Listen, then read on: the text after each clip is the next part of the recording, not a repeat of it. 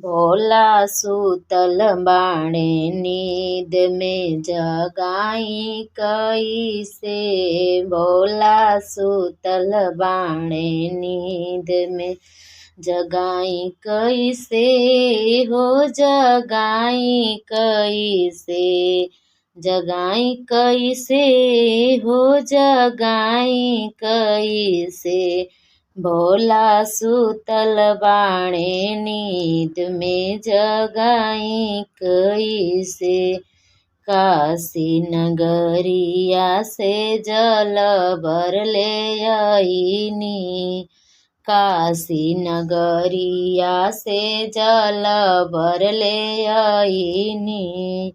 जल भर ले आईनी हो। जल भर ले आईनी। बिना रे आदेश के चढ़ाई कैसे। बिना रे आदेश के चढ़ाई कैसे। भोला सूतल बाणे नींद में जगाई कैसे। भोला सूतल बाणे नींद में जगाई कैसे। भंगिया के पीसी पीसी गोलावा बनावली। भंगिया के पीसी पीसी गोलावा बनावली। गोलावा बनावली हो। गोलावा बनावली। बिना रे आदेश के खियाई कैसे। बिना रे आदेश के खियाई कैसे। भोला सूतल बाणे नींद में जगाई कैसे। भोला सूतल बाणे नींद में जगाई कैसे।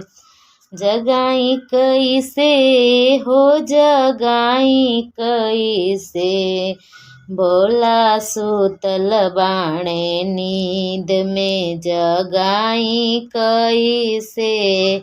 भोला सूतल बाणे नींद में गजवा के मली मली चिलम चढ़ावली। गजवा के मली मली चिलम चढ़ावली। चिलम चढ़वली हो। चिलम चढ़वली। बिना रे आदेश के पियाई कैसे। बिना रे आदेश के पियाई कैसे।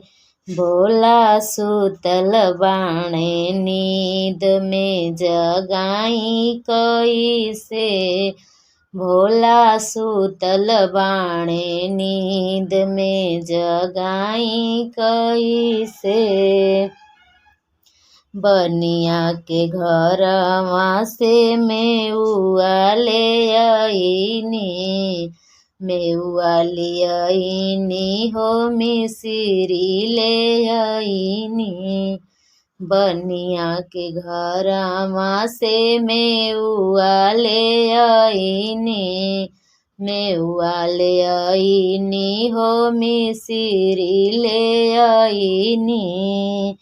बिना रे आदेश के, बिना रे आदेश के भोग लगाई कैसे। बिना रे आदेश भोग लगाई कैसे। भोला सूतल बाणे नींद में जगाई कैसे। भोला सूतल बाणे नींद में जगाई कैसे। बनिया के घरवा से मिसरी ले आईनी। मिसरी ले आईनी हो। मेउआ ले आईनी। बिना रे आदेश भोग लगाई कैसे। बिना रे आदेश भोग लगाई कैसे। भोला सुतल बाणे नींद में जगाई कैसे। भोला सुतल बाणे नींद में जगाई कैसे।